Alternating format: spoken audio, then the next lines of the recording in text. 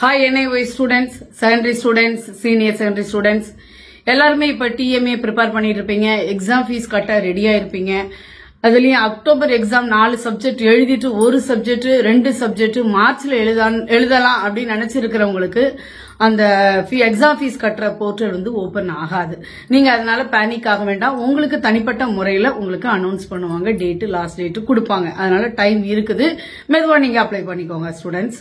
Okay, இப்போ நான் சொல்ல போற தகவல் வந்து ஒரு முக்கியமான தகவல். அதாவது TMA true mark assignment 40%, public எக்ஸாமுக்கு 60%, லெசன்ஸ் பைஃபர்கேஷன் படி கொடுத்திருக்காங்க. பார்த்து நீங்க TMA எல்லாரும் எழுத ஸ்டார்ட் பண்ணிருப்பீங்க. உங்களுக்கு ஒன்னு சொல்றேன். அதாவது இப்ப நீங்க கூகுள்ல சர்ச் பண்ணும்போது இருக்கிற ஆன்சர்ஸ் எல்லாம் எங்க ஸ்டூடெண்ட் எடுத்தாங்கன்னா செக் பண்ணி பாக்குறப்ப பார்த்தா ChatGPT ல இருந்து எடுத்து எழுதியிருக்கிறாங்க. ChatGPT ல ஃப்ரீயா கொடுக்கற வெர்ஷன்ல கரெக்டா தான் கொடுப்பாங்க. ரொம்ப எலாபரேட்டா இருக்கும் உங்களுக்கு. சோ இது அப்படியே அவங்க கொடுக்கறாங்க. அக்கார்டிங் டு மார்க், அதாவது TMA ல 2 மார்க்ஸுக்கு ஏத்த மாதிரி எழுதுங்க. அந்த ப்ராஜெக்ட் ஆன்சர் கடைசியில ப்ராஜெக்ட் கொடுக்கற அந்த 6 மார்க்ஸ் மட்டும் நீங்க கொஞ்சம் பிரீஃபா நல்லாவே வந்து படிச்சுட்டு அந்த கொஸ்டினை படிச்சுட்டு உள்ள ஆன்சரை பார்த்து காப்பி தான் பண்ண போறீங்க. யாரும் படிக்க போறது இல்ல பார்க்காம.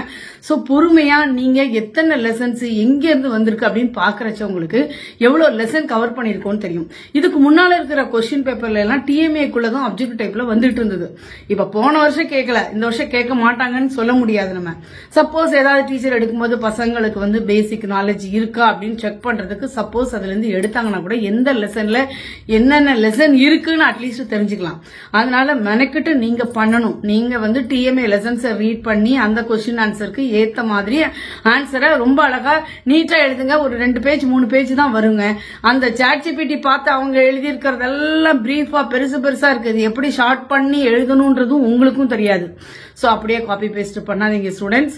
அதாவது இப்ப நம்ம படிக்கிறது +1 +2 படிக்கிறீங்க, ஸ்கூல் கோவர்ஸ் வந்து படிக்கிறீங்கன்னா நாலேஜ் கேதர் பண்ணிக்கிறதுக்காக, அதுக்காக அடுத்தவங்களுடைய வேலையை நீங்க கடன் வாங்காதீங்க. நல்லபடியா எழுதுங்க. TMA நல்லா படிக்கிற ஸ்டூடெண்ட்ஸ் நல்லா கான்சென்ட்ரேஷன் பண்ணுங்க. அப்பதான் physics, chemistry, biology professional course எடுத்து என்ஜினியரிங், மெடிசன் போறவங்களுக்கு ரொம்பவே யூஸ்ஃபுல்லா இருக்கும். நீங்க உங்க ஓனா எழுதுங்க. Okay students, best of luck. அடுத்தது தியரி எக்ஸாமுக்கு ஃபீஸை பே பண்ணிட்டீங்கன்னா அதுக்கும் ரெடி ஆயிடுங்க.